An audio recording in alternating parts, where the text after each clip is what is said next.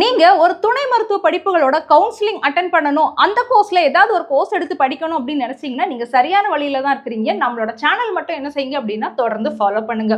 So இதுல நம்ம எதை பத்தி பார்க்க போறோம் அப்படின்னு பாத்தீங்கன்னா, இந்த கவுன்சிலிங்ல எத்தனை ஸ்டெப்ஸ் இருக்குது, என்னென்ன ப்ராசஸ் இருக்குது அப்படிங்கறத நீங்க தெரிஞ்சு வச்சிருக்க வேண்டியது ரொம்ப முக்கியம். ஸோ அப்பதான் அந்த ஒவ்வொரு ஸ்டெப்பையும் உங்களால கரெக்டா வந்து ஃபில் பண்ணி கரெக்டா முடிக்க முடியும். ஸோ இந்த கவுன்சிலிங்ல ஃபர்ஸ்ட் ஸ்டெப் என்ன அப்படின்னு பாத்தீங்கன்னா அப்ளிகேஷன் சப்மிட் பண்றது. ஸோ அப்ளிகேஷன் சப்மிட் பண்றதுக்கு நமக்கு கிட்டத்தட்ட ஒரு 20 டேஸ் வந்து டைம் கொடுப்பாங்க. இந்த அப்ளிகேஷன் ஆன்லைன்ல தான் நீங்க சப்மிட் பண்ணணும். நீங்க என்ன பண்ணலாம் அப்படின்னா கம்ப்யூட்டர் சென்டர்ல போய் அப்ளிகேஷன் சப்மிட் பண்ணலாம். இல்லனா நீங்க வீட்ல இருந்தே என்ன செய்யலாம் அப்படின்னா அப்ளிகேஷன் வந்து சப்மிட் பண்ணலாம். ஸோ இதுல உங்களோட பர்சனல் டேட்டாஸ் நீங்க கொடுக்க வேண்டியது இருக்கும். அண்ட் உங்களோட ஸ்கூலிங் டேட்டாஸ் நீங்க வந்து கொடுக்க வேண்டியது இருக்கும். உங்களோட மார்க் டேட்டா கொடுக்க வேண்டியது இருக்கும்.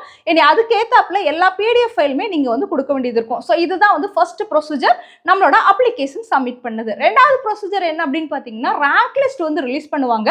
இதுக்கு முன்னாடி நீங்க PWD கேண்டிடேட்ஸா வரீங்க அப்படின்னா, அதாவது பிசிக்கலி டிசபிலிட்டி கேண்டிடேட்டா இருக்கிறீங்க அப்படின்னா உங்களுக்கு சர்டிபிகேட் வெரிஃபிகேஷன் இடையில ஒன்று நடக்கும். நீங்க மட்டும் என்ன செய்யணும்னா சென்னைக்கு போகணும். ஸோ நீங்க தேவையான டாக்குமெண்ட்ஸ் எல்லாம் எடுத்துட்டு, அதாவது உங்களோட டிசபிலிட்டியோட சர்டிஃபிகேட்ஸ் அண்ட் உங்களோட 12th உள்ள எல்லா சர்டிஃபிகேட்ஸும் எடுத்துட்டு நீங்க மட்டும் என்ன செய்ய வேண்டியது இருக்கும் அப்படின்னா சென்னை போக வேண்டியது இருக்கும். மற்ற யாரும் சென்னை போக வேண்டியது இல்லை.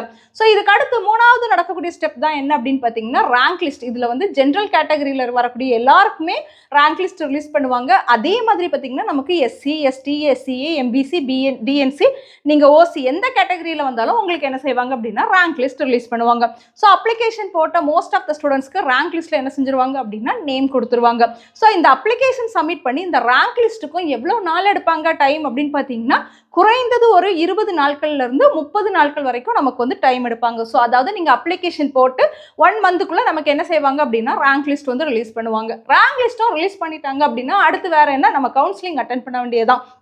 கவுன்சிலிங் அட்டென்ட் பண்ணுறதுக்கு நீங்கள் எங்கேயும் போக வேண்டிய அவசியமே இல்லை.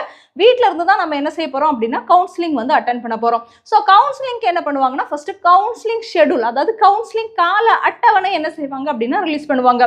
ஈஸியாக சொல்லணும்னா டைம் டேபிள் அப்படின்னு சொல்லலாம். ஸோ இந்த டைம் டேபிளில் ஃபர்ஸ்ட் ரவுண்டில் யாரெல்லாம் வருவாங்க, செகண்ட் ரவுண்டில் யார் வரணும், தேர்ட் ரவுண்டு யார், ஃபோர்த் ரவுண்டு யாருன்னு தனித்தனியாக என்ன செய்வாங்க அப்படின்னா 4 ரவுண்டாக கவுன்சிலிங் நடத்துவாங்க. ஸோ ஃபர்ஸ்ட் ரவுண்டில் நல்ல கட் ஆஃப் இருக்கக்கூடிய ஸ்டூடெண்ட்ஸை கூப்பிட்டு கவுன்சிலிங் நடத்துவாங்க. ஸோ இந்த கவுன்சிலிங் மட்டும் பார்த்தீங்கன்னா நமக்கு கிட்டத்தட்ட ஒரு 15 நாள் நடக்கும் அப்படின்னு சொல்லலாம். ஸோ ஒரு ரெஜிஸ்ட்ரேஷன் அண்ட் பேமெண்ட்டுக்கு ஒரு டைம் கொடுப்பாங்க. இது ஒரு 3 நாள் கொடுப்பாங்க. நீங்கள் உங்களை என்ன செஞ்சுக்கிடணும் அப்படின்னா ஒரு லாகின் பாஸ்வேர்டு இருக்கும், அதை போட்டு நீங்கள் டைப் பண்ணி உள்ளே போய் நான் வந்துட்டேன் கவுன்சிலிங்க்கு அப்படின்னு சொல்லி என்ன செய்யணும் அப்படின்னா உங்களை ரெஜிஸ்ட்ரேஷன் பண்ணிக்கிட்டு அதுக்குள்ள ஃபீஸ் வந்து 250 rupees கேட்பாங்க. அந்த ஃபீஸை நீங்கள் பே பண்ணணும். ஸோ இந்த கவுன்சிலிங் அண்ட் ரெஜிஸ்ட்ரேஷனுக்கு பார்த்தீங்கன்னா உங்களுக்கு ஒரு 4 நாள் டைம் கொடுப்பாங்க. அதுக்கடுத்து நீங்கள் சாய்ஸ் ஃபில்லிங் பண்ண வேண்டியது இருக்கும். இந்த சாய்ஸ் ஃபில்லிங் தான் ரொம்ப முக்கியமானது. நமக்கு தேவையான காலேஜ் கோர்ஸை வந்து தேர்ந்தெடுக்கக்கூடிய முறை. இந்த சாய்ஸ் ஃபில்லிங் நீங்கள் கரெக்டாக பண்ணாதான் சரியான காலேஜும் சரியான சீட்டும் உங்களுக்கு கிடைக்கும். உங்களுக்கு எப்படி சாய்ஸ் ஃபில்லிங் பண்ணணும்னு தெரியல அப்படின்னா நம்மளோட சேனலில் நான் வீடியோ போட்டிருக்கிறேன், அதை பார்த்து அந்த சாய்ஸ் ஃபில்லிங் எப்படி பண்ணணும் அப்படிங்கிறத பார்த்துக்கோங்க.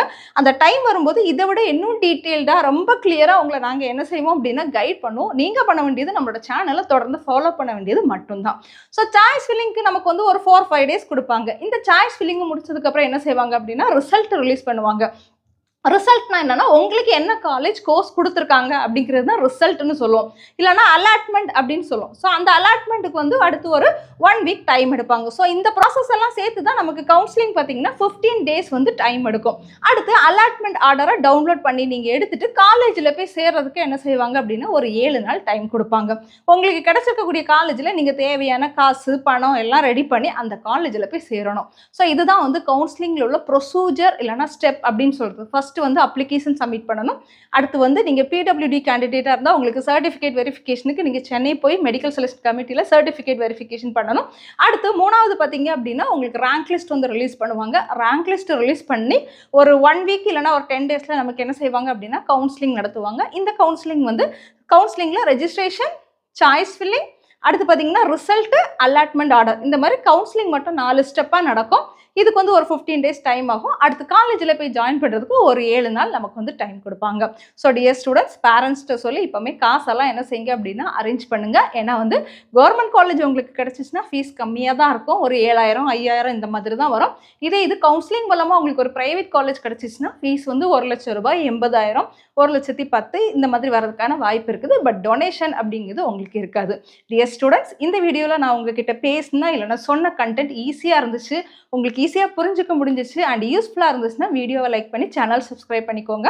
மறக்காம வாட்ஸ்அப் சேனல் அண்ட் டெலகிராம் சேனல்ல ஜாயின் பண்ணிக்கோங்க. ஏன்னா இந்த கவுன்சிலிங் நடக்கும்போது இந்த கவுன்சிலிங் ஷெட்யூலா இருக்கட்டும், இல்லைன்னா ரேங்க் லிஸ்டா இருக்கட்டும், எல்லா இன்ஃபர்மேஷனும் வாய்ஸ் நோட் எல்லாமே பார்த்தீங்கன்னா நம்ம வாட்ஸ்அப்லயும் டெலகிராம்ல தான் கொடுப்போம். யூடியூப்ல எல்லாத்தையும் விலாவரியா உட்காந்து சொல்லிட்டு இருக்க முடியாது. சின்ன சின்ன இன்ஃபர்மேஷன் கூட நம்ம மிஸ் பண்ணாம உங்களுக்கு வேணும்னா வாட்ஸ்அப் சேனல்லையும் டெலகிராம்லையும் ஜாயின் பண்ணிக்கோங்க. தேங்க்யூ.